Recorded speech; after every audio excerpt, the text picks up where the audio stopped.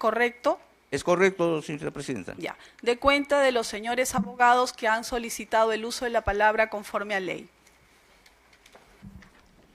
Se encuentran presentes el abogado Julio Carreón Pérez por Norberto Rivera Lazo. Asimismo, se encuentra el doctor Emerson Campos Maldonado por Gabriel Orlando Vera Navarrete. Se encuentra también el abogado, el doctor Riego Cayetano Renzo y el doctor Pérez Arroyo por Alberto Fujimori, relacionado solo al pedido de archivamiento del proceso. Se encuentra el abogado Jorge Castro por Luis Augusto Pérez Document. Asimismo, David Calderón Zubya por Alberto Pinto Cárdenas. Se encuentra el procurador de delitos de anticorrupción,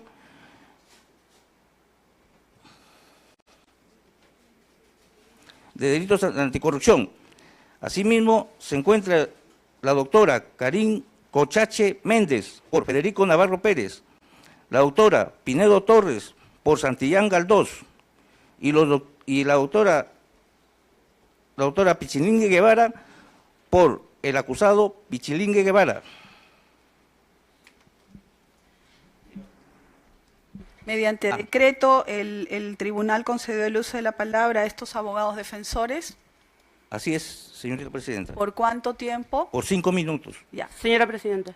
Sí, doctora. Mi patrocinado, Carlos Eliseo Pichilingue Guevara, cuenta con defensa conjunta, debidamente señaladas y apersonados. Debe hacer uso de la palabra en mérito a ley y a derecho por la defensa el doctor Cristo Javier Unzueta Pichilingue. El doctor, repítame su nombre. Cristo, C-H-R-I-S-T-O, Cristo Javier Unzueta Pichilingue. Cristo Javier Unzueta Pichilingue. Asimismo, han solicitado el uso de la palabra por la parte civil, señor relator. Por la parte civil se encuentra presente la abogada doctora Cano, pero no ha solicitado expresamente el uso de la palabra. En cuanto a la vista de la causa, pero sí en cuanto a su pedido, ¿correcto? Su pedido, sí. Bien. Además, señorita presidenta, por los acusados no apersonados con abogado, se encuentra el doctor Arturo Vizurraga Agüero por la Defensoría Pública, respecto a Julio Chuqui Aguirre, Sosa Saavedra, Leca Esquén y Salazar Correa. ¿Eso sería todo? Sí, doctor.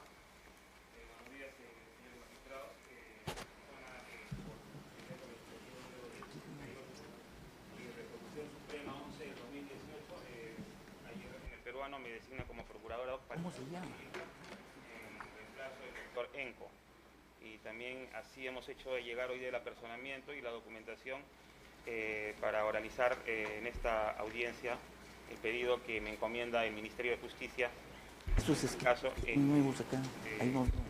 En el tema más que todo de la inconstitucionalidad de la resolución que da la gracia presidencial, pues, ¿no?, el señor Alberto Fujimori. Tiene cargo de su escrito, doctor, para que relatoría dé cuenta en este momento. Señor relator. Hay un apersonamiento ahí y entregando los informes escritos que hemos hecho llegar esta mañana a mesa de partes.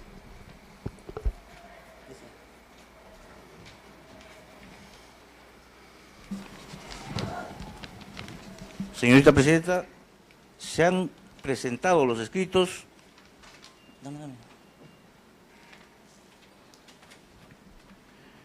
Apersonamiento, el doctor César Augusto Romero Valdés, con fecha 26 de enero del 2018, el cual solicita su inclusión para la presente vista.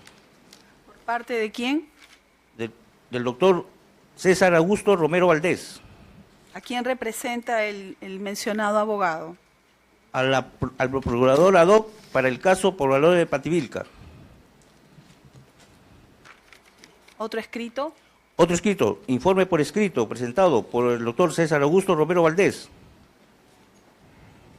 respecto a los argumentos de la gracia presidencial.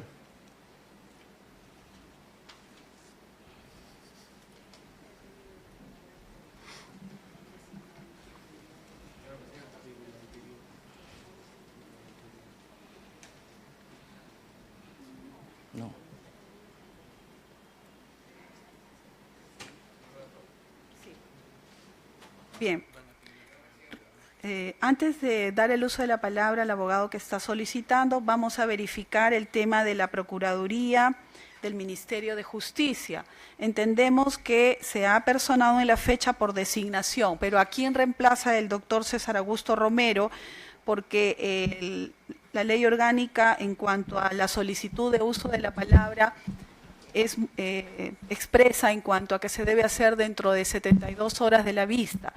Fundamente, en todo caso, el señor procurador, por qué motivo lo está presentando a la fecha y si había otro procurador que en su reemplazo o el reemplazo de usted se está personando, cuáles han sido las razones por las cuales no se apersonó en su debido momento. Explique, doctor. Le damos 5 minutos para que explique.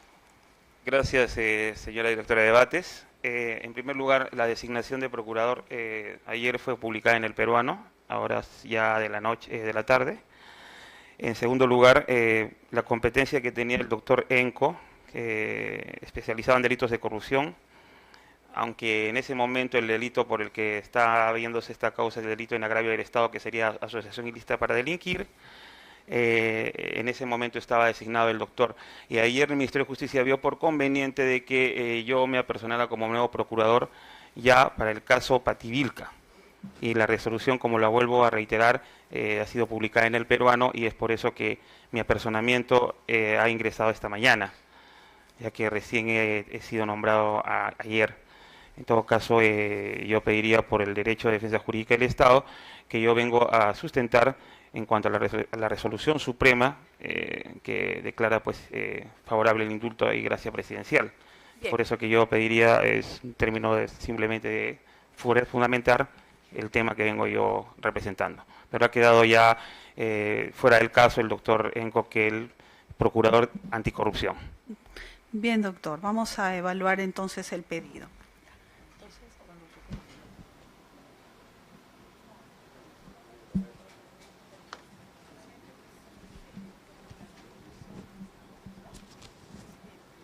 Bien.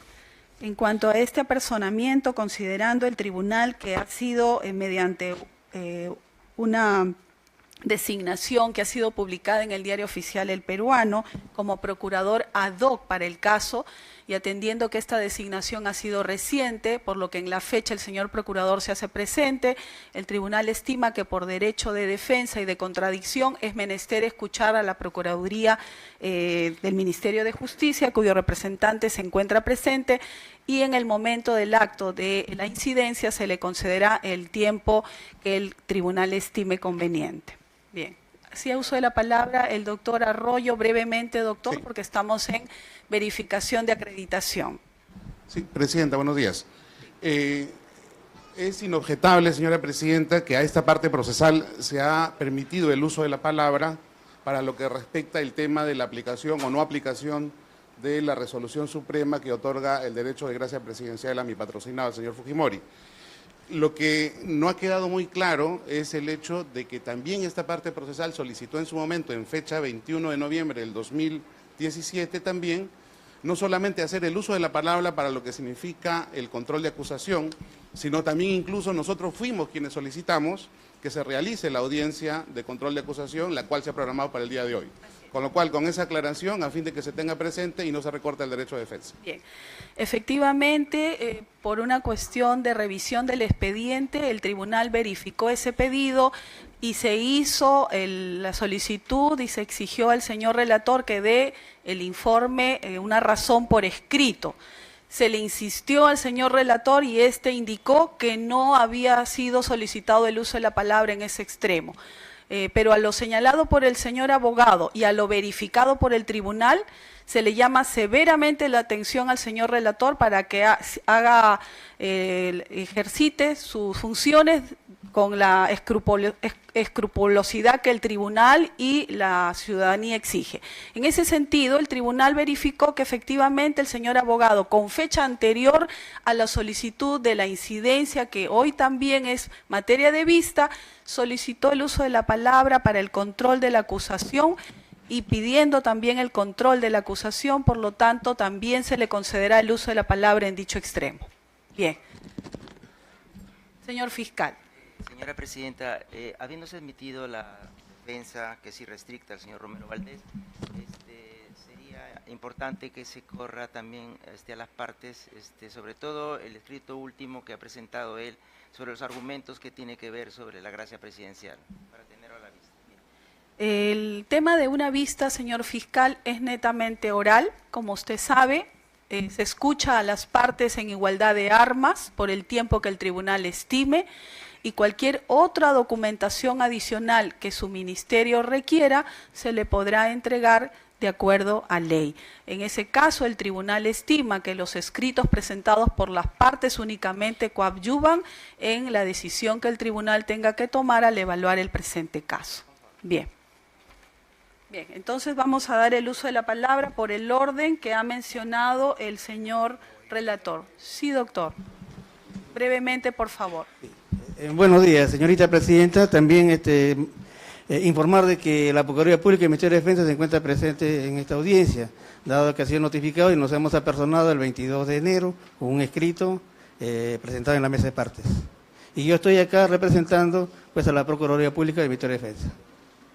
¿Se ha personado, doctor, pero ha pedido el uso de la palabra o solamente fue apersonamiento? No, hay un apersonamiento nada más, solamente para que tenga presente, porque no he escuchado de que está presente la Procuraduría Pública y el Ministerio de Defensa. Bien, el señor relator ha dado cuenta de los abogados que representan a las partes y que han solicitado el uso de la palabra en la vista, doctor, pero el tribunal tiene presente que además se encuentra representada diversas partes del proceso, como parte civil, tercero civilmente responsable y otros abogados de los acusados que están presentes pero que no han solicitado el uso de la palabra. Por lo cual vamos a dar inicio a la vista. Señor relator, el primer abogado que solicitó el uso de la palabra y que fue concedido por el tribunal. Señorita Presidenta, por Juan Norberto Rivero Lazo, se encuentra el doctor Julio Carrión Pérez. El doctor Carrión Pérez. Buenos días, doctor. Buenos días, Presidenta. Son las 9:05 de la mañana. Tiene usted 5 minutos para exponer oralmente ante el tribunal lo pertinente, doctor Carrión. Señora Presidenta, señores jueces superiores, señor fiscal de la República, público presente, la defensa del general del Ejército Peruano en situación de retiro, Juan Norberto Rivero Lazo, solicita muy respetuosamente a tan digno colegiado se sirva observar el control de la acusación propiamente dicha, por haber violentado lo dispuesto en el acuerdo plenario número 6/2009 CJ 116, que relata en su contexto que la acusación debe de ser clara, concisa y debe de contener los elementos suficientes para poder pasar a un enjuiciamiento claro y conciso.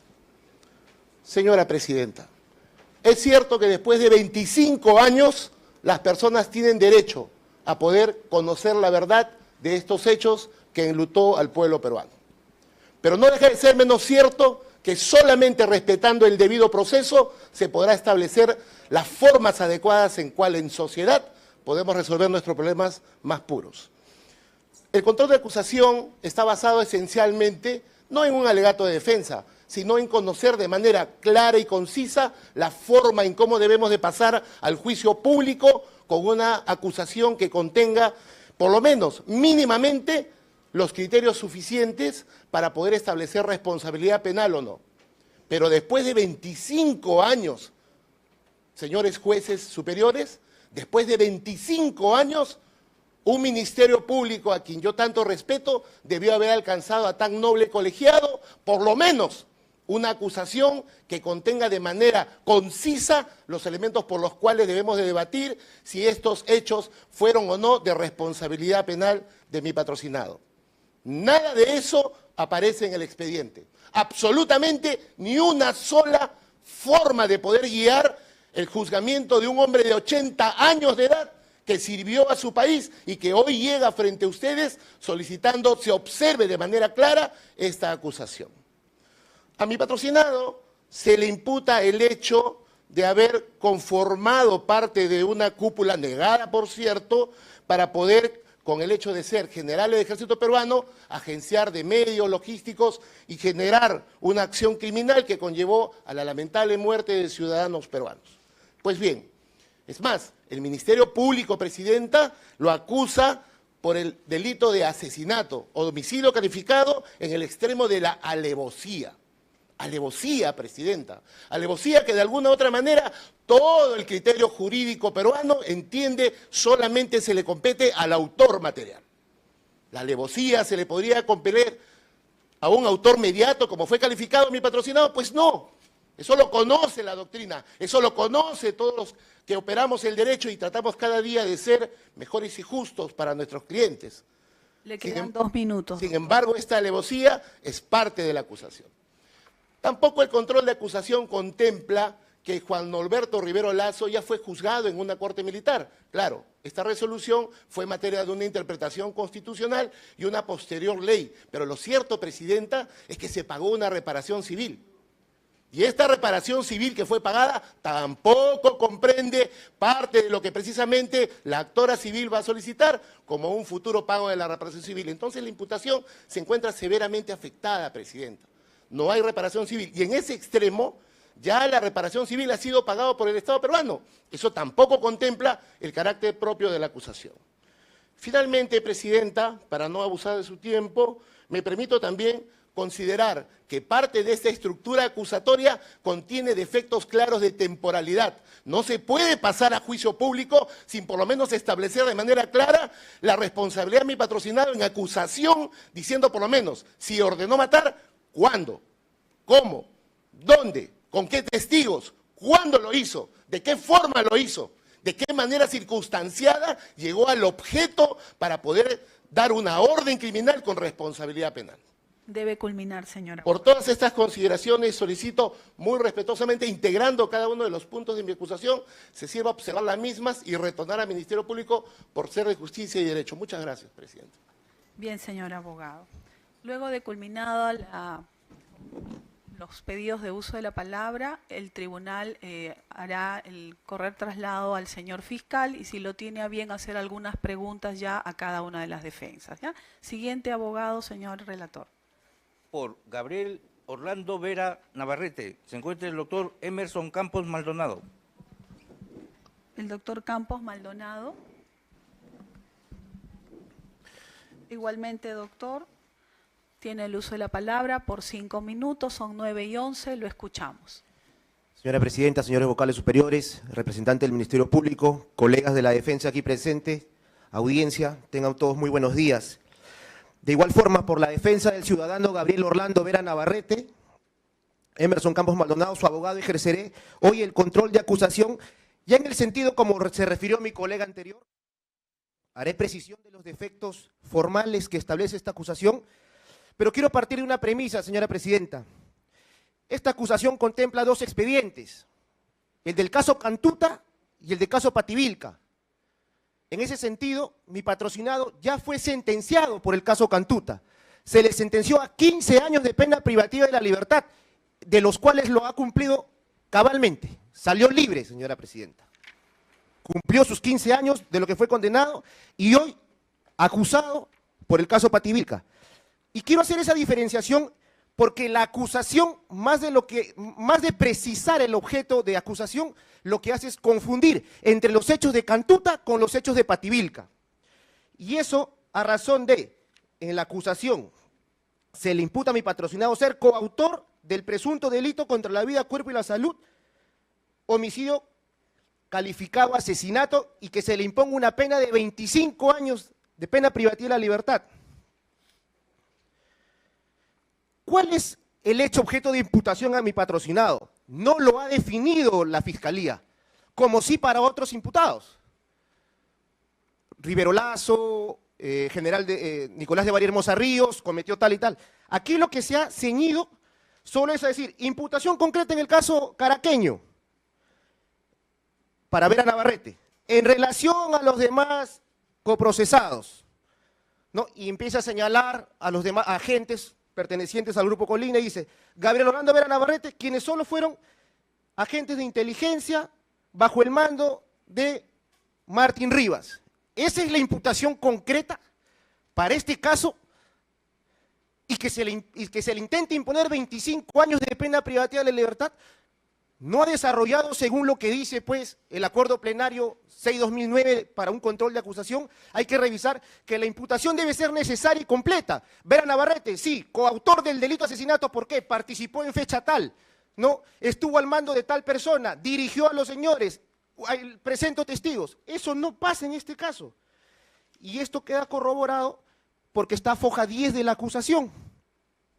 Entonces, engloba a varias personas, a varios agentes de inteligencia, solo por estar bajo el mando de Martín Rivas. Y eso lo hace partícipe de este hecho. Y eso, pues, no reviste una calidad de acusación suficiente para entrar luego al juicio oral y debatir la libertad de una persona. Como el tiempo es corto, voy a ser más sucinto. En la valoración a los medios probatorios respecto a Gabriel Orlando Vera Navarrete, en el caso concreto, Pativilca, dice, por lo vertido por José William Tena Jacinto, bajo acta de sesión 41, llevado a cabo en el proceso de la Cantuta. O sea, la imputación para Vera Navarrete recae en la declaración de un testigo que refirió para su sentencia del caso Cantuta, para el caso caraqueño. ¿Por qué? Porque solo dice, Vera Navarrete es parte del Grupo Colina en el caso de la Cantuta. Eso lo hace responsable del caso caraqueño.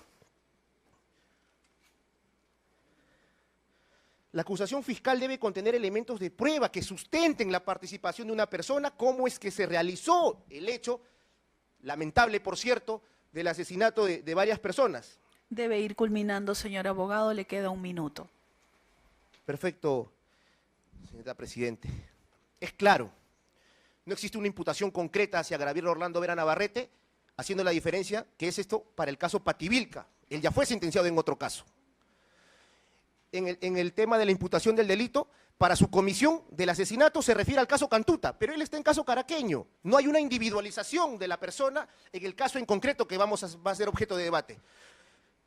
Es oscura y confusa la acusación, más aún cuando tiene 2 expedientes que integran esta acusación. Por esas consideraciones, señora Presidenta, es que solicito, pues, se devuelva esta acusación al Ministerio Público con la finalidad de que éste subsane las graves omisiones que ha tenido, ¿no? Y que se proceda conforme a ley. Muchísimas gracias. Bien, siguiente abogado que ha solicitado el uso de la palabra, señor relator. Por Alberto Fujimori, se encuentra el doctor Pérez Arroyo. El doctor Pérez Arroyo, igualmente, en el caso del control de acusación, tiene 5 minutos, doctor Pérez. Son 9:16, lo escuchamos.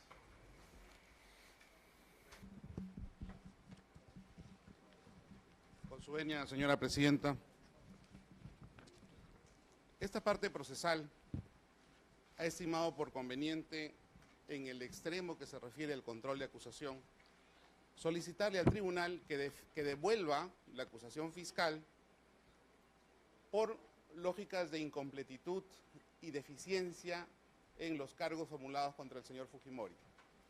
Previamente este debate hubiese sido más interesante, señora Presidenta, y no lo digo sino por un tema, digamos, de apreciación personal, que se discuta el hecho de la aplicación o no del derecho de gracia, pero la sala ha ordenado que primero se discute el tema del control de acusación. En el tema del control de acusación encontramos claramente, señora Presidenta, hasta 4 falencias y 3 de ellas de modo muy sustancial. En particular, las falencias a las que me he referido o nos hemos referido en el escrito rechazando la acusación y solicitando su devolución son, en primer término, a la motivación que debiera haber expresado el Ministerio Público en razón a por qué consideran al señor Fujimori como autor mediato de los delitos que se pretenden enjuiciar en este proceso. Esto es, ya la doctrina ha establecido hasta 3 formas de autoría mediata, una de ellas, efectivamente, la relativa a los órganos de poder, la otra a las situaciones de error y la siguiente a las situaciones incluso de engaño o coacción inclusive. Pero obviamente la Fiscalía no ha circunstanciado, no ha dicho por qué hay autoría mediata en estos hechos. Y en segundo lugar, no ha dicho desde la perspectiva del orden probatorio que ha significado la instrucción, qué elementos de prueba va a traer a colación en este enjuiciamiento a fin de probar la imputación sobre autoría mediata. Porque el tema de la autoría mediata, señora presidenta, no solamente es una cuestión de orden literario o dogmático, sino también es una cuestión que debe aterrizar necesariamente a la prueba que se consiga y a la prueba que finalmente se valide a efectos de probar esa autoría mediata.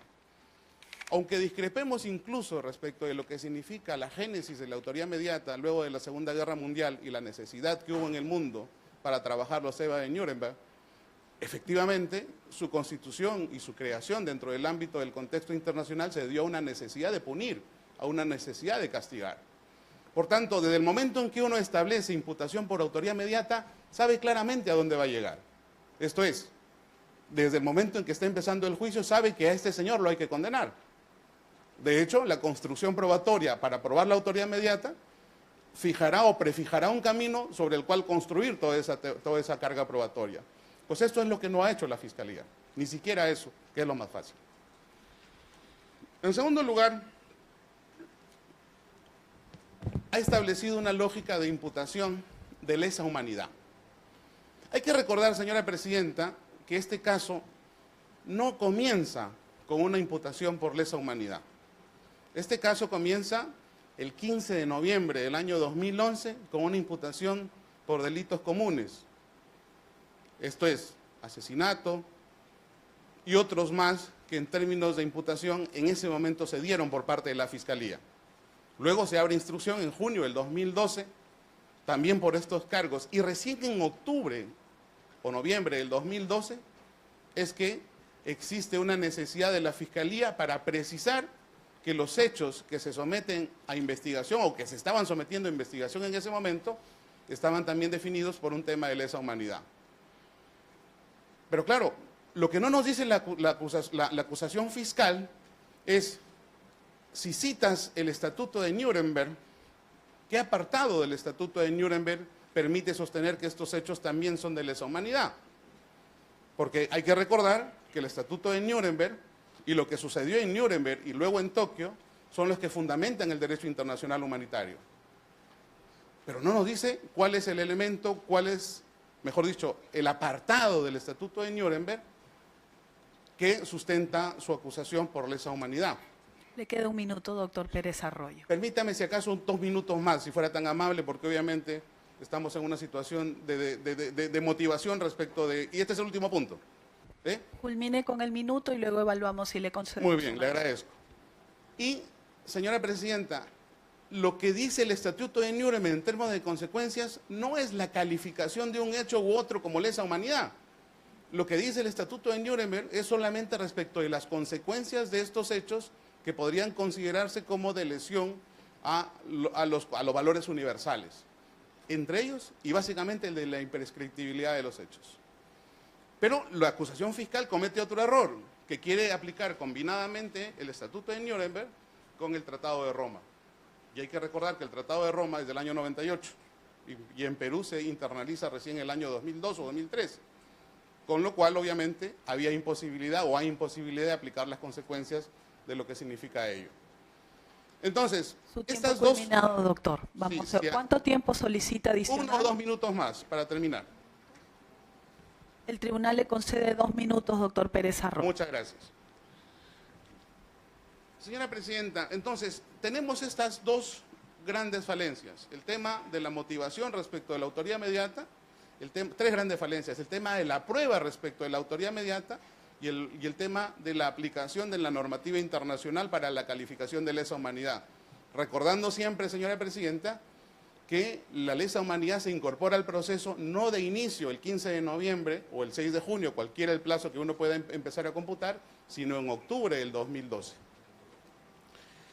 Pero lo que también aquí es grave, señora presidenta, es que en junio del 2012 al señor Fujimori le emiten una disposición o una resolución en la que se le congelan sus derechos, es decir, se dice claramente que no le van a tomar su declaración y no le van a preguntar sobre la fijación de bienes libres, que son básicamente 2 diligencias de instrucción a las cuales tiene derecho de manera permanente todo imputado. ¿Cuál es el efecto de esto? ¿O por qué razón dice eso el tribunal o en ese momento el juez de instrucción? Porque dice que el señor Fujimori no había sido todavía concedido en extradición. Y si uno lee el tratado de extradición, señora presidenta, el tratado de extradición entre Chile y Perú, a lo único que prohíbe el tratado de extradición es a juzgar, no a investigar. ¿Se equivocaron? ¿Metieron la pata? Bueno, pues es error en ese momento de quien estaba llevando la instrucción.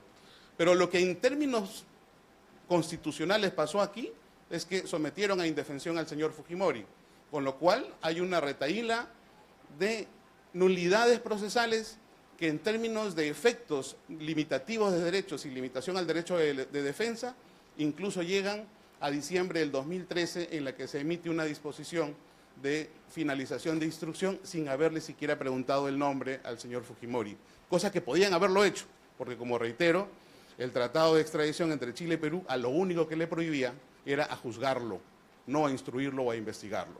Eso obviamente lo vamos a desarrollar más con el siguiente incidente, pero que en definitiva, en términos globales, califica también para una devolución de actuados al Ministerio Público y es lo que justamente ha solicitado con todo respeto esta parte procesal.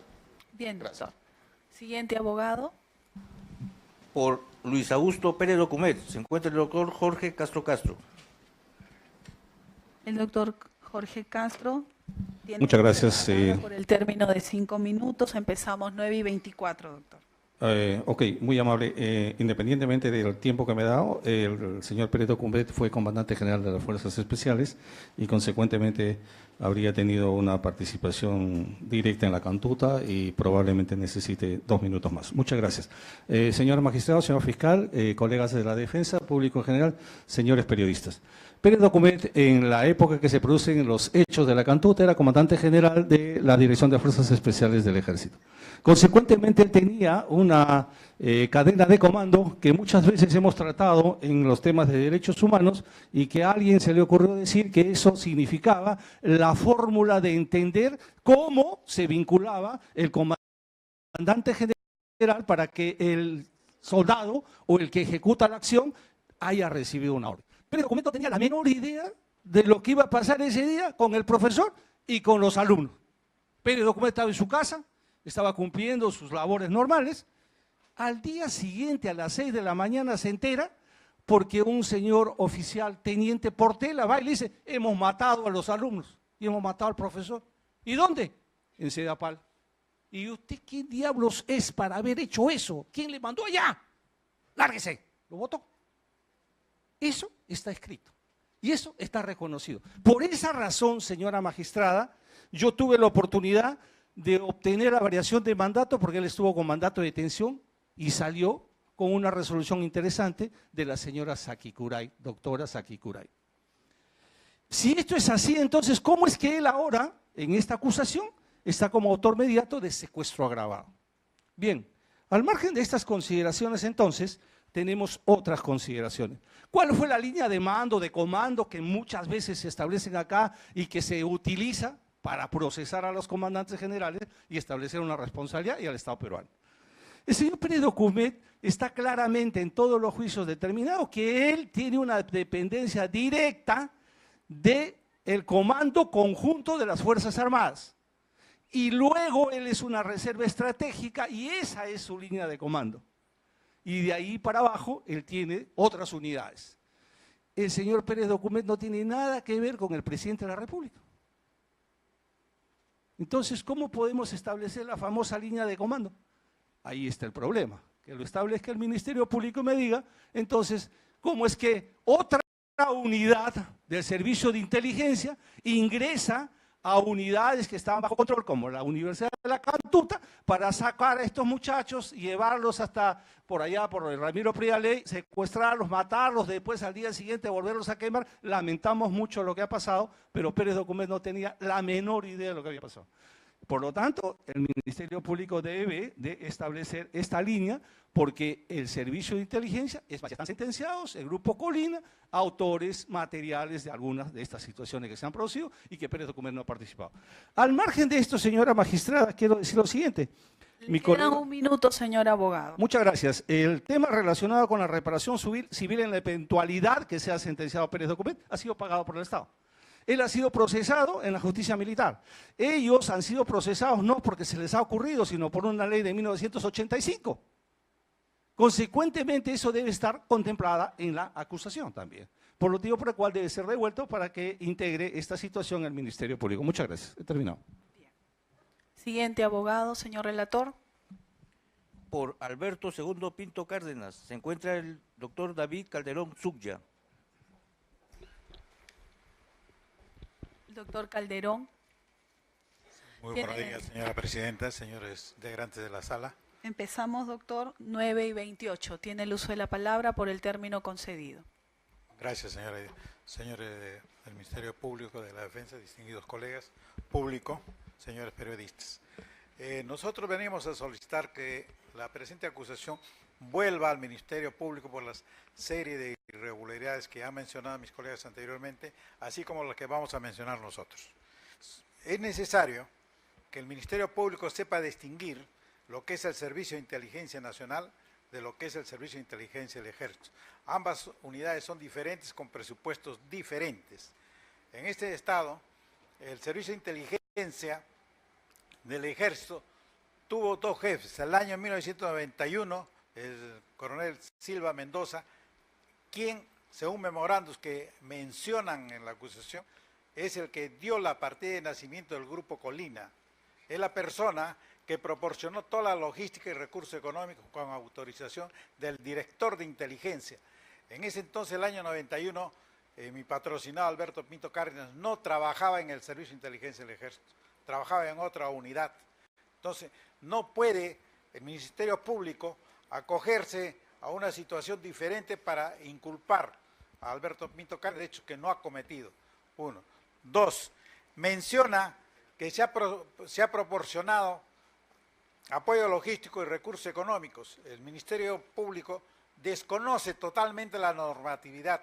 De acuerdo al presupuesto general de la República, las únicas unidades que disponen de dinero son las unidades ejecutoras. En el presente caso es la Dirección de Inteligencia del Ejército, a cargo del respectivo jefe. Entonces, decimos en ese extremo también que es falsa esa pretensión del Ministerio Público de inculpar hechos desconocidos totalmente.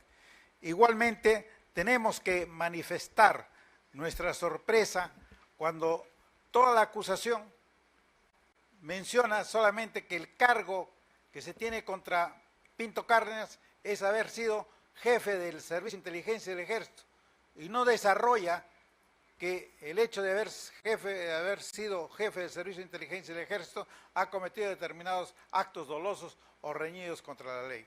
No menciona ningún cargo y apoya su acusación en el hecho de que un colaborador eficaz manifestó que conocía a Alberto Pinto Cárdenas de ser el jefe del Servicio de Inteligencia. Esa es toda la acusación. El hecho de ser jefe del CIE lo involucra en hechos que no desconoce. Debemos decir que la misma acusación menciona en el Ministerio Público que los autores están plenamente identificados y, de acuerdo a las versiones que han proporcionado, el jefe de ellos, Colina Martín Rivas, dependía del coronel Navarro, quien era su director del Servicio de Inteligencia del Ejército, y también dependía del director de la DINT. Entonces, señores magistrados, consideramos que la serie de incoherencias, la falta de motivación suficiente en la acusación, la falta de medios probatorios, el señalamiento de fecha y hora cuando se han producido los incidentes y la participación de Alberto Pinto Cárdenas no está debidamente motivada. Por esas razones solicitamos que la presente acusación vuelva al Ministerio Público para que en forma detallada cumpla con los requisitos exigidos por ley. Gracias.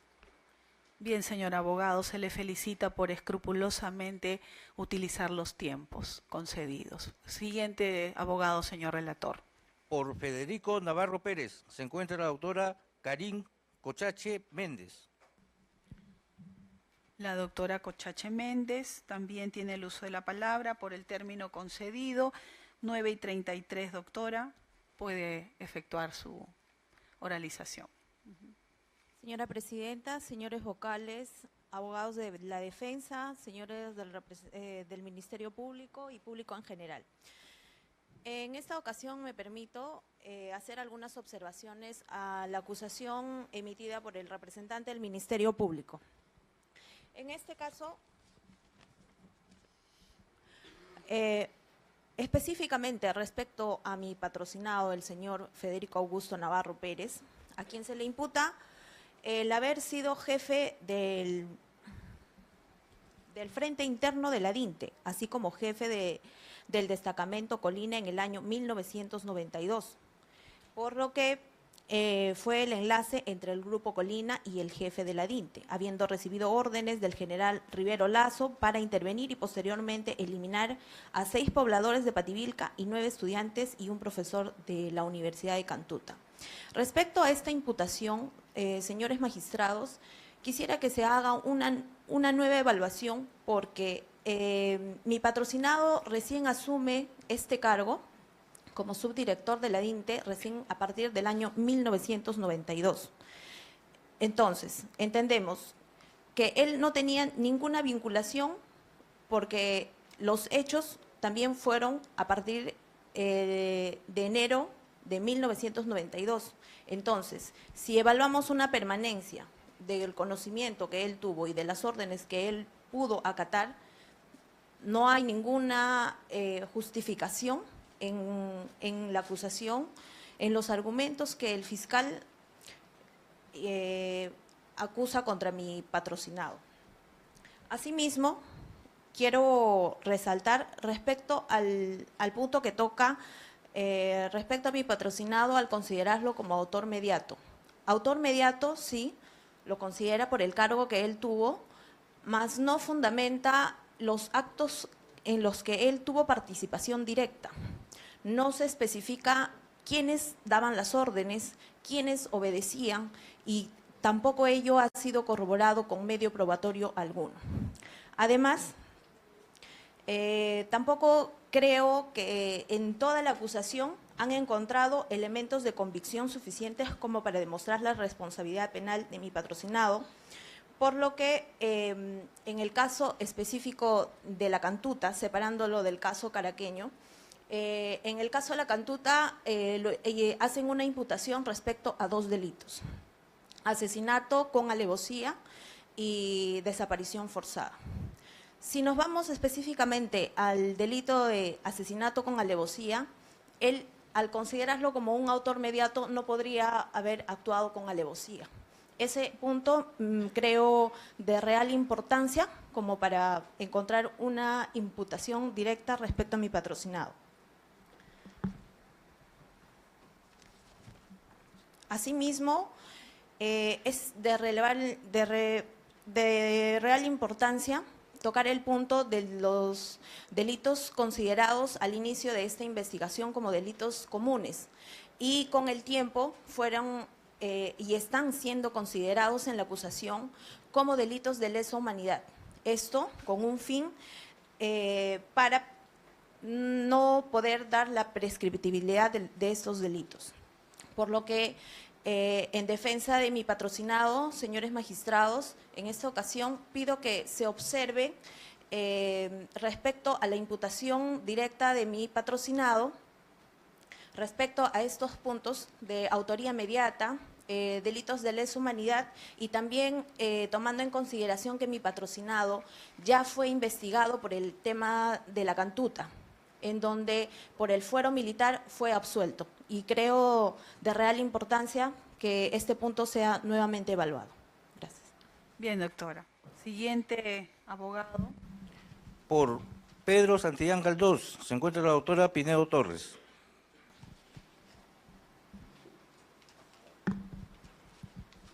La doctora Pinedo Torres.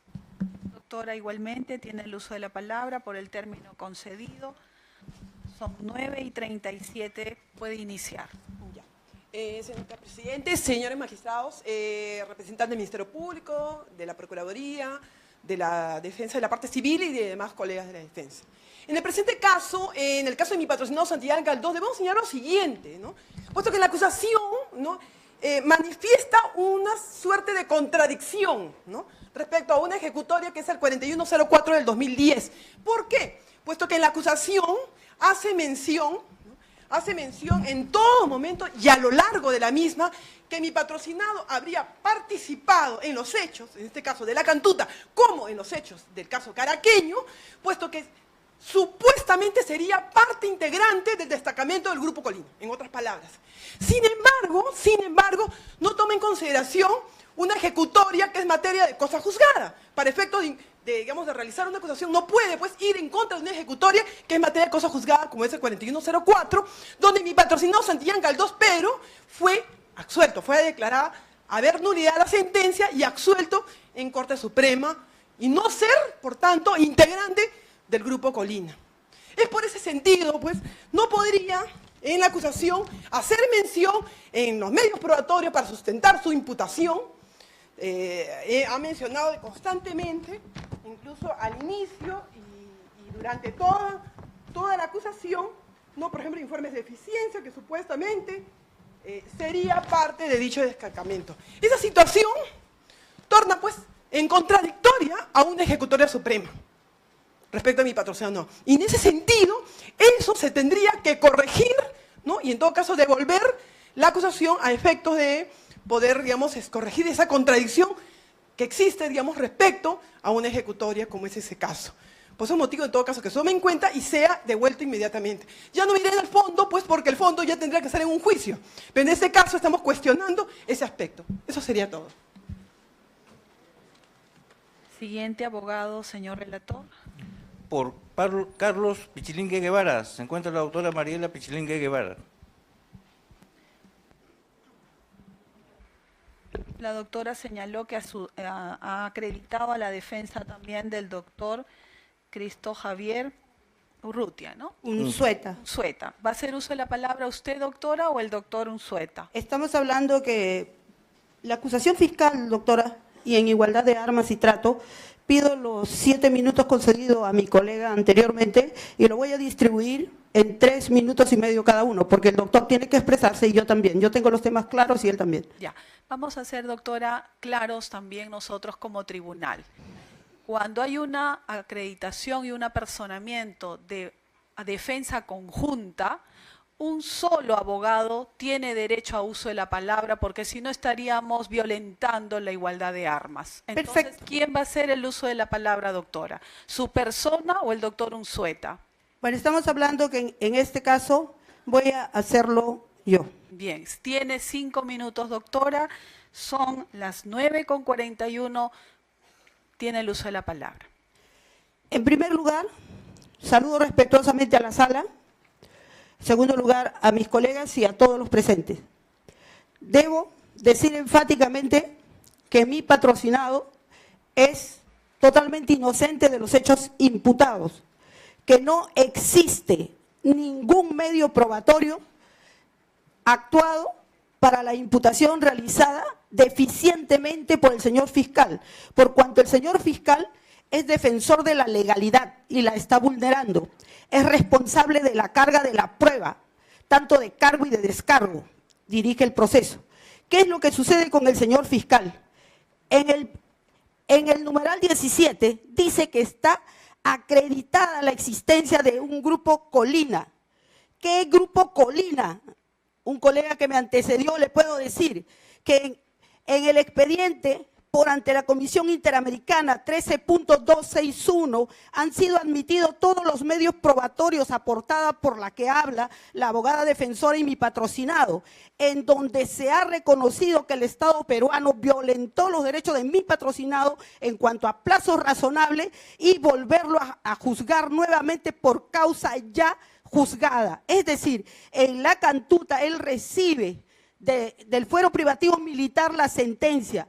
El Estado peruano eleva y la hoja penalógica y dice que mi patrocinado se encuentra cumpliendo condena en el penal Sarita Colonia y que en el penal Sarita Colonia debe ser excarcelado en el 2013. Hemos presentado y Relatoría no ha dado cuenta un documento y otro más en donde nos estamos oponiendo y cuestionando la actuación del señor fiscal totalmente deficiente y carente de los medios probatorios, y le voy a mostrar que el Grupo Colina no existió por cuanto el Estado peruano remitió hacia la Comisión Interamericana y dice así: copia simple de Plan Zipango, y la Sala Villa Bonilla recibió una copia simple y nunca se probó la existencia del Grupo Colina.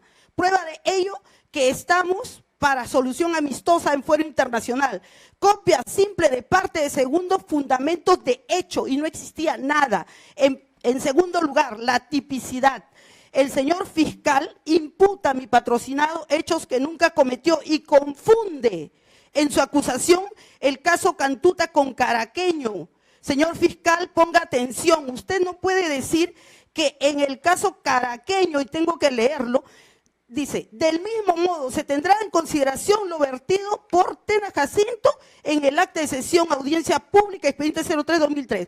Como no puedo gastar mi tiempo y lo requiero porque es largo y extenso, dice que por ello se sacaron a los estudiantes de los ambientes y luego sucedieron los hechos luctuosos. Falso, señor fiscal, con ello no se puede probar la participación de mi patrocinado. No describe, no hay tipicidad, no tipifica. El derecho penal es el último ratio, por ende, indubitablemente debe probarse la participación. ¿Qué hizo?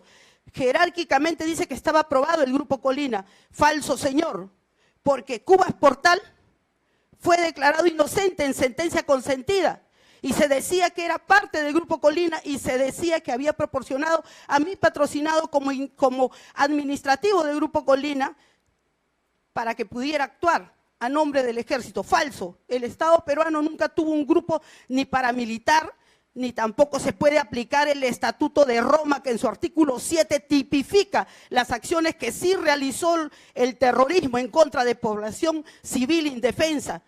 Esa sí es una lesa humanidad, pero no hay ninguna sentencia que los acuse a ellos de esta forma o que esté consentida. ¿Sabe usted por qué? Porque era inaplicable, porque yo a usted le estoy alcanzando acá y Relatoría se lo debe poner a la vista lo que me comunica y comunica al Estado peruano en el 2013, la Corte Penal Internacional de La Haya, donde dice que lesa humanidad es inaplicable en el Perú, por ende no hay crimen contra la humanidad y lesa humanidad en este caso. ¿Por qué? Porque no era aplicable al Perú. Y mire usted, no se puede aplicar contra reo. Artículo 24, Estatuto de Roma, se estaba poniendo en vigencia recién. Por lo tanto, es inaplicable para hechos sucedidos con antelación. En épocas de paz no se puede juzgar hechos que sucedieron en una época en donde lamento y doy mi más sentido pésame a los familiares, pero deploro que colegas no sepan ni siquiera que el Estatuto de Roma entró en vigencia en el 2002 y que otros traten de salvar a sus patrocinados endilgando responsabilidades de un inexistente Grupo Colina. Para defender, hay que defender con armas y pruebas. Yo tengo acá todas las pruebas. Me dan 5 minutos, me recortan poder hablar, pero yo le puedo demostrar uno a uno que lo que ha dicho el señor fiscal acá, que lo que está colocando acá, está limitando el derecho a la defensa, nos está dejando a nosotros los abogados toda la carga cuando él es el responsable. Él tiene que colocar que fueron ya sentenciados los señores en el caso de Cantuta. Él tiene que colocar Señorita también. Abogada, disculpará usted, pero el tribunal tiene que ser equitativo. Ya se culminó sus 5 minutos. Déjeme terminar. ¿Desea un tiempo adicional? Sí, señora ¿Cuántos magistrada? minutos desea, doctora? 3 minutos. 3 minutos. El tribunal le concede 2 minutos, doctora. Muy amable. El señor fiscal está mintiendo porque dice que los integrantes del Grupo Colina se declararon prácticamente culpables y que dijeron que la existencia del Grupo Colina, falso, cuya existencia y operatividad no ha sido negada por los encausados. ¿Cuándo? El 2001 interpusimos una denuncia contra el Estado peruano por violación de los derechos fundamentales procesales, el debido proceso, tutela jurisdiccional efectiva. pruebas apócrifas aportadas y que eso es un grave prevaricato cometido. Han sido denunciados magistrados, fiscales, y el señor viene a decir acá que mi patrocinado aceptó cuando siempre se declaró inocente. Nadie le ha podido probar la existencia del Grupo Colina. Uno, que él fue un mando falso. Y no existe correlatividad en una jerarquía de mando. Se trata de mantener en cárcel al señor Rivero Lasso, se trata de mantener en cárcel al señor Salazar Monroy, se trata de mantener en cárcel a Carlos Eliseo Pichilingue Guevara, a Martín Rivas, el resto afuera.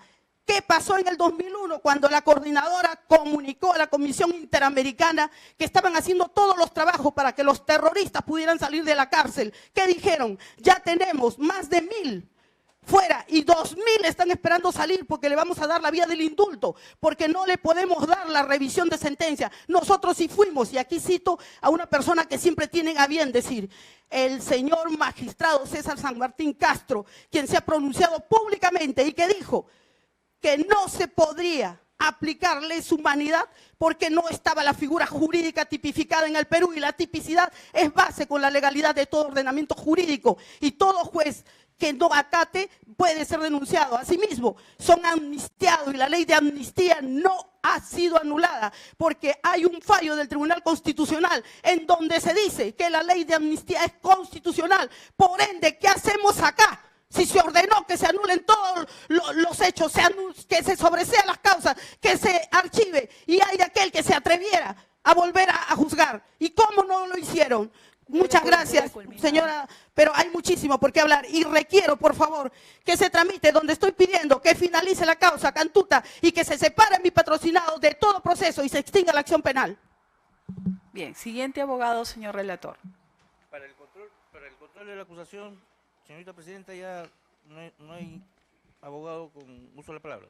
Según la relación que usted presentó, el procurador de delitos anticorrupción solicitó el uso de la palabra. ¿Se ha hecho presente? El procurador anticorrupción no se ha hecho presente para el uso de la palabra, doctora. Correcto. Sí. La designación del procurador anticorrupción ya ha quedado sin efecto. Es por eso que la resolución en el peruano me designa como representante del Estado peruano en cuanto a la resolución suprema que otorga el beneficio de indulto y derecho de gracia. Ya. Por derecho de defensa y de contradicción, doctor, la Procuraduría es un ente. Como ente y parte solicitó el uso de la palabra independientemente de quien lo ejecute o lo efectivice. Su persona va a hacer uso de la palabra que ya fue concedido a esta parte para el tema del control de la acusación, ¿o no, doctor? En cuanto al control de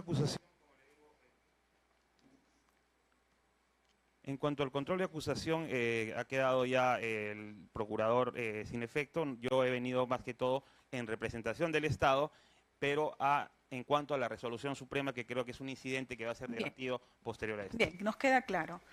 Entonces, ahí culminaríamos con los del control de la acusación, señor relator. Así es, señorita presidenta. Ya. Todo. Bien, entonces, el señor fiscal, si desea hacer uso de la palabra respecto al control, a lo argumentado por las partes, es su potestad, doctor Landa. Entendemos que no es común, no es usual que el señor fiscal esté presente, pero ya que usted se ha hecho presente, solo si desea hacer alguna contestación a estas alegaciones.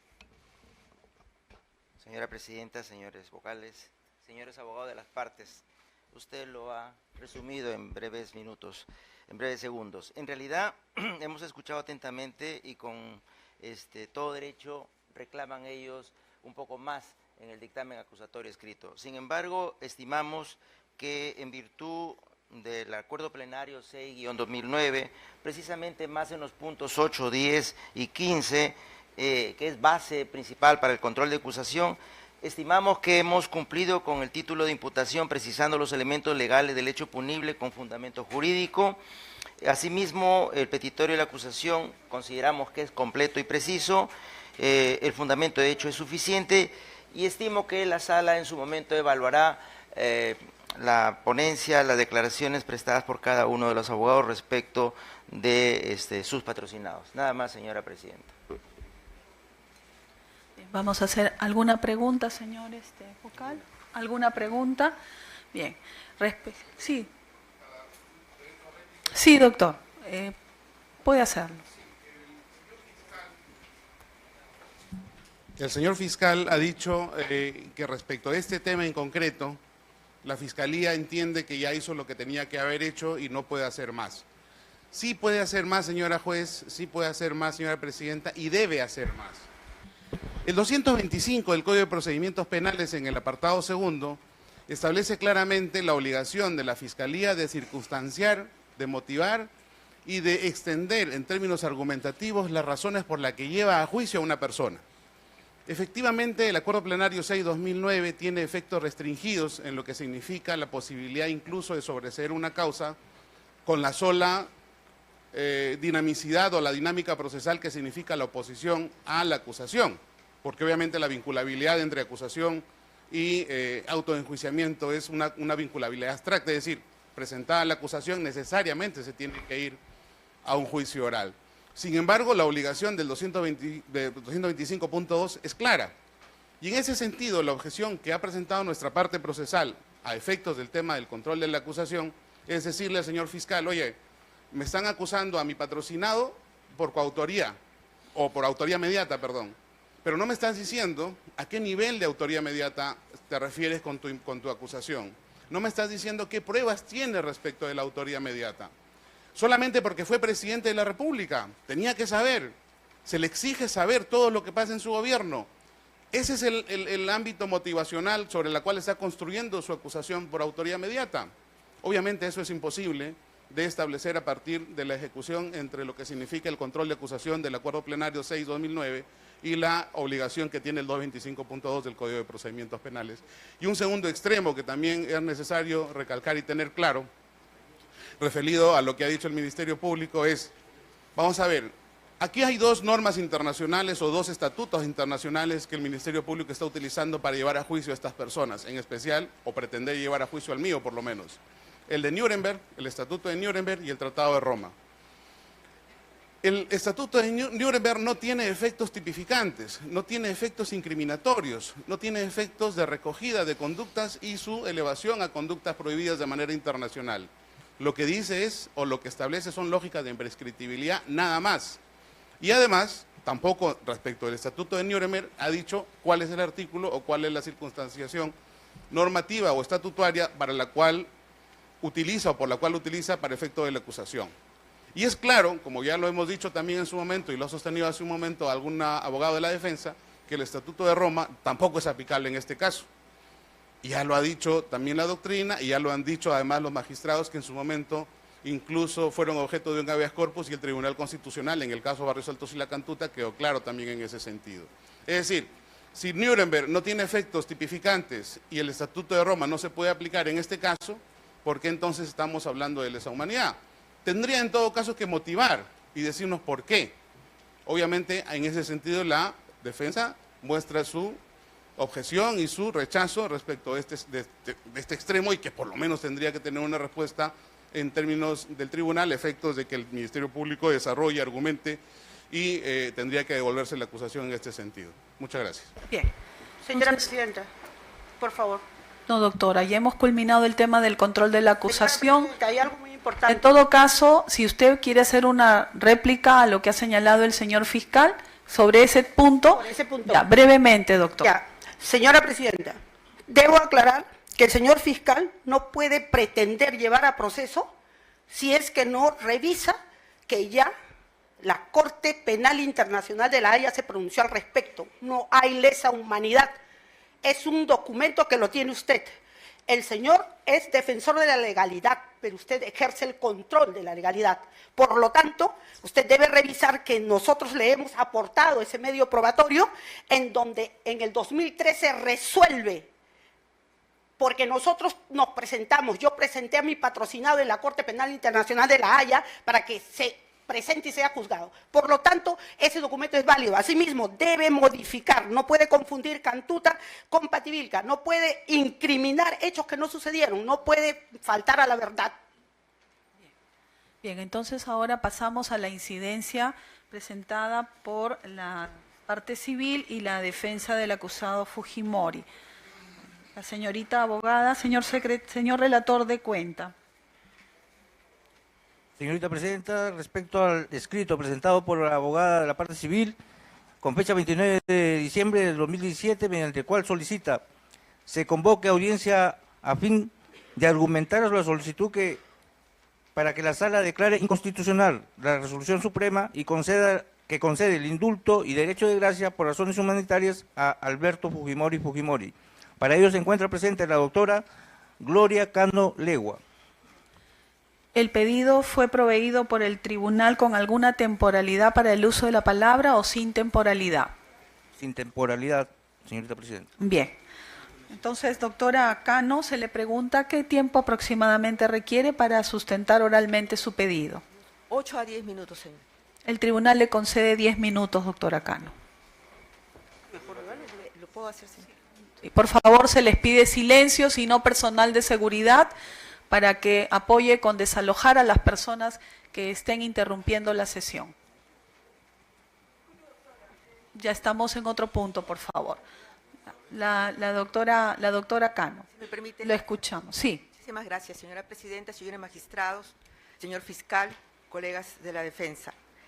El día 24 de diciembre último, el Poder Ejecutivo emitió una resolución suprema, la 281-2017, por el cual otorgaba indulto y derecho de gracia por supuestas razones humanitarias al acusado Alberto Fujimori Fujimori. Desde el punto de vista de la representación de la parte civil, de ser aplicado este derecho de gracia en el presente caso, y me estoy refiriendo al caso de homicidio calificado de los 6 pobladores de Caraqueño y Pampa de San José en Pativilca, se estaría contraviniendo la Constitución del Estado, asimismo la Convención Americana sobre Derechos Humanos, pues de ser aplicado este derecho de gracia se estaría evitando no solamente el establecimiento de la verdad, sino también la individualización de las responsabilidades que competen a todos los involucrados en este crimen que fue aperturado en el año 2012. Esta representación solicita a la Sala que decida continuar con el proceso contra Alberto Fujimori, ejerciendo un control de constitucionalidad y convencionalidad sobre esta resolución, pues afecta a los derechos de la representación, afecta a los derechos de la parte civil, es decir, de las víctimas. Si bien es cierto, el artículo 118, inciso 21 de la Constitución Política del Estado, señala que el presidente de la República puede ejercer el derecho de gracia a favor de procesados, también se señala que este derecho de gracia se tiene que aplicar en la etapa de la instrucción, cuando se haya violentado los plazos de esta instrucción, es decir, cuando se haya consumado el doble del plazo más su ampliatoria, sin que el interno haya sido puesto a disposición para el juicio oral. Esto no es el caso de Alberto Fujimori Fujimori. Alberto Fujimori fue extraditado de Chile en el año 2007 bajo la aceptación de la Corte Suprema de Chile con un listado de casos en el cual no se comprendía el presente proceso, me estoy refiriendo a Pativilca, Caraqueño y Pampa de San José en Pativilca. El tratado de extradición entre Perú y Chile fue suscrito, señora presidenta, señores magistrados, con el propósito de lograr una acción eficaz en la justicia penal, persiguiendo los crímenes cometidos en ambos países por individuos que se refugian en el otro país. Y se establece en el tratado de extradición reglas claras para los procesos de extradición y se señala que se está basado en el principio de reciprocidad. El artículo 8 de ese tratado de extradición señala claramente que la extradición acordada por uno de los gobiernos al otro no autoriza el enjuiciamiento y castigo del extraído por delito distinto al que sirvió de fundamento a la demanda respectiva. Señala también que para acumular a la causa del mismo individuo un crimen o delito diferente será necesario el consentimiento especial del gobierno que hizo entrega del extraditado. Es decir, no se podía iniciar un proceso judicial contra Alberto Fujimori precisamente por la falta de aceptación de la República de Chile del consentimiento especial de la Corte Suprema de Chile. Al aperturar el proceso en junio del año 2012, inmediatamente se hizo los trámites necesarios para lograr la ampliación de la extradición desde Chile. Y es por ello que en febrero del año 2017, el juez encargado de la causa en Chile señaló de que concedía la ampliación de la extradición por estos hechos. Y señalaba también en esta resolución que se trataba de delitos de lesa humanidad. La defensa de Alberto Fujimori, argumentando la prescripción de los hechos, también impugnó esta sentencia, impugnó esta resolución y fue la misma que fue elevada a la Corte Suprema de Chile, la misma que en resolución definitiva se pronunció el 5 de junio del 2017, señalando que aprobaba precisamente la resolución del juez encargado, señalando que se ampliaba la extradición para comprender el presente caso, el caso Caraqueño y Pampa San José. Si contabilizamos el tiempo, señora presidenta, de la instrucción, no llegamos al plazo que la Constitución ha señalado, porque no se puede contabilizar desde el 2012, sino a partir de que la Corte Suprema de Chile autoriza la extradición. De contabilizarse anteriormente, el Perú estaría violando precisamente el tratado de extradición suscrito con Chile. Los plazos en el presente caso no calzan con lo señalado por la Constitución del Estado, que estos plazos también se han constituido en un límite formal, conforme lo ha señalado el Tribunal Constitucional en la sentencia 4053 del 2007, en la sentencia de Jalilía Guapara en el fundamento 25. Este es un límite formal que la propia Constitución, el propio Tribunal Constitucional ha señalado. De otro lado, cabe preguntarse, señora magistrada, señores magistrados, si esta facultad de dar un derecho de gracia puede ejercerse en un delito tan grave como es el homicidio calificado de 6 pobladores bajo el paraguas de una lucha antisubversiva y que ha sido considerado como delito de lesa humanidad. La sentencia de la Corte Suprema de Chile, cuando señala la ampliación de la extradición de Alberto Fujimori para este caso, dijo que tales ilícitos merecen una reprobación tan enérgica de la conciencia universal al atentar contra los valores humanos fundamentales que ninguna convención, pacto o norma positiva puede derogar, enervar o disimular al contravenir no solo los bienes jurídicos comúnmente garantizados por las leyes penales, sino que además suponen una negación de la personalidad del hombre, por lo que se ha de reconocer su carácter de imprescriptibles, así como la imposibilidad de amnistiarlos y de consagrar excluyentes de responsabilidad que pretendan impedir la investigación y la sanción de los responsables de tan graves violaciones a los derechos esenciales prohibidas por el derecho internacional de los derechos humanos. Fundamento cuarto de la resolución de la Corte Suprema de Chile, por el cual se amplía la extradición de Alberto Fujimori. La Corte Interamericana de Derechos Humanos ha señalado también en repetidas ocasiones que este tipo de hechos deben ser investigados y juzgados y sancionados por tribunales penales ordinarios y competentes, y que los estados deben abstenerse de recurrir a figuras como amnistías, indultos y toda argumentación que signifique excluyentes de responsabilidad, así como medidas que pretendan impedir la persecución penal o suprimir los efectos de las sentencias condenatorias. Así lo ha cifrado la Corte Interamericana de Derechos Humanos en el caso Gutiérrez Soler versus Colombia en el párrafo 97. El propio Tribunal Constitucional peruano, en el caso 012-2010, sobre la demanda de inconstitucionalidad sobre algunos artículos de la Ley 28704, al referirse al otorgamiento de derecho de gracia para delitos graves, ha señalado que la potestad de administrar justicia compete al Poder Judicial, y eso es una manifestación del principio de separación de poderes, y que el ejercicio de gracia presidencial representa una clara excepción a ese principio general, por lo que debe ser interpretado de manera sumamente restrictiva. Está en el párrafo 58D de la referida sentencia. El derecho de gracia recae sobre los procesados, impidiendo la prosecución de la investigación penal y, por ende, entra en colisión con los derechos de las víctimas, entra en colisión con estos derechos consagrados que refiere al derecho a la verdad, pero también a la tutela jurisdiccional efectiva y a la protección del bien constitucional afectado por la conducta, y en este caso es la protección de la vida. De ser ejercida este derecho de gracia, debe comprobarse inescrupulosamente que los plazos señalados por la Constitución se hayan cumplido. Pero también, hablando del derecho de gracia en calidad humanitaria, se debe tomar en cuenta lo señalado por el Tribunal Constitucional en la sentencia 4053 de 2007 en el fundamento 27, donde se señala que la gracia presidencial deberá ser concedida por motivos humanitarios en aquellos casos en los que, por especial condición del procesado, se tornaría inútil una eventual condena. Y el propio Tribunal Constitucional pone como ejemplo el portador de una enfermedad grave e incurable en estado terminal. El acusado, Alberto Fujimori, es notorio que no encaja, no solamente en los plazos formales, sino tampoco en la condición de enfermo terminal. Al examinar la resolución por la cual se otorga el derecho de gracia, vemos que no se ha efectuado la argumentación necesaria para poder otorgarla. No se dice cuál es el sustento, no se cumple con los parámetros constitucionales, no se señala si se cumple con los parámetros constitucionales para establecer el derecho de gracia. Toda resolución judicial o administrativa debe contener un fundamento suficiente y con mayor razón si se trata de una resolución que va a impedir la investigación, juzgamiento y sanción de una conducta que evidentemente es reprochable porque manifiesta su desprecio contra la dignidad humana.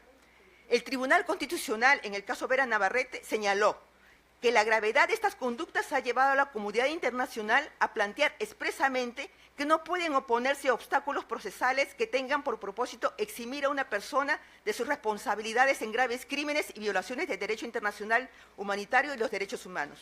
Es claro, pues, señores magistrados, que al expedirse la resolución por el cual se otorga el derecho de gracia, no se ha efectuado el suficiente carga argumentativa, pero también no se cumple con los plazos necesarios. La razón humanitaria no existe.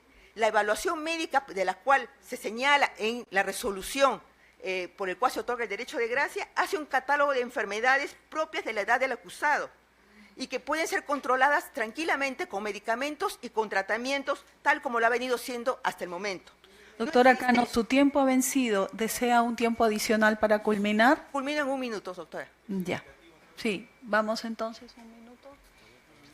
Sí. Sí. En este caso se le dio los 10 minutos y la ampliación se le va a dar 2 minutos, doctora Cano. Muchísimas gracias, señora presidenta.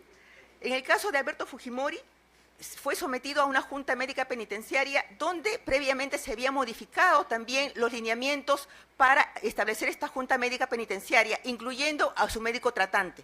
Así, adicionalmente, en estos lineamientos se señala que un médico del INPE tenía que haber sido parte de esta junta médica evaluadora. Sin embargo, esto no se cumplió. Fueron 3 médicos del médicos del Ministerio de Salud los que hicieron una evaluación a Alberto Fujimori. El Tribunal Constitucional ha señalado que para que un acto de poder público sea constitucionalmente válido, no solo debe haber sido emitido conforme a las competencias propias, sino debe ser respetuoso de los derechos fundamentales y principios. Está claro, señora magistrados, que estamos frente a la dación de una gracia que no cumple con los requisitos necesarios y tampoco con el desarrollo que el Tribunal Constitucional ha ido señalando para la aplicación del derecho de gracia. Para esta representación, señores magistrados, sería cubrir con impunidad a uno de los autores, a uno de los implicados en estos hechos tan graves como el homicidio de los 6 pobladores de Pativilca, que se aplique el derecho de gracia. Por eso solicitamos a la sala, haciendo uso del control constitucional y control de convencionalidad, se inaplique esta resolución otorgando el derecho de gracia al presente caso. Eso es todo.